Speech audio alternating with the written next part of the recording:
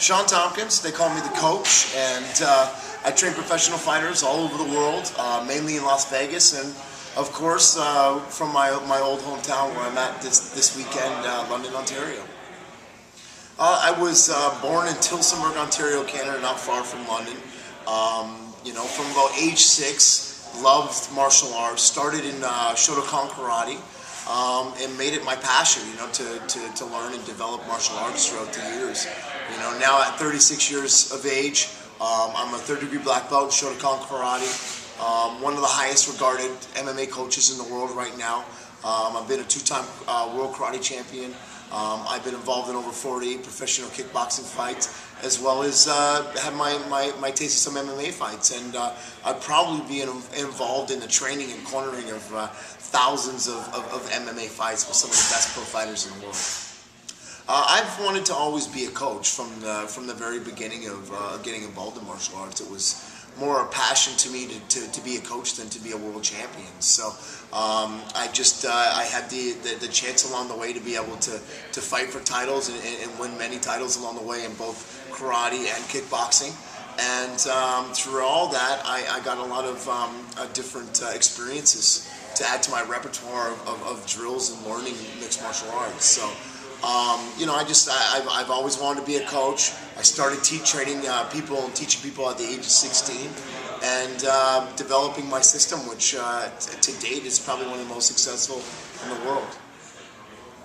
I think that my hair makes me special as a trainer. It makes me stand apart from guys like Mark Delagrati and Greg Jackson, who have horrible hair. So I think it's the the blonde locks that really puts me above and beyond them. Outside of that, I think it's probably my unique way of being able to motivate fighters and to be able to simplify the sport. You know, I've always had a good way of being able to bring a fighter back from the losing end of a fight and bringing them back into the fight.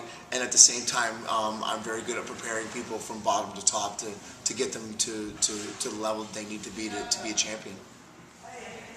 Adrenaline training, I think, you know, over the years has been one of those things, been a work in progress. And to point, if you live in Ontario, Canada, this is the only place to train. You know, you have some of the best fighters that have come out of Ontario training and, more importantly, teaching here. So you have the experience of real, true mixed martial arts fighters. Not people that say that, you know, that they watch UFC and they do jiu-jitsu, or they watch UFC and they do kickboxing. The guys that are here, the men and women that teach, have actually had the experience that it takes to be a fighter. They've been in there. They've been on the winning end and the losing end, and probably more champions in this gym than any other gym in Canada. I think that fighting, learning it, is important in more ways than just being able to know how to punch or kick somebody. I think it's more the art of learning how to respect somebody and learn really your own real limits as an individual. You know, and I think that it brings out the very best in individuals when they train in mixed martial arts. You know, you can go home at the end of the day, and if you trained and did a mixed martial arts class, you know that you've completed something that probably, you know, 99% of the rest of the people in the world could never complete.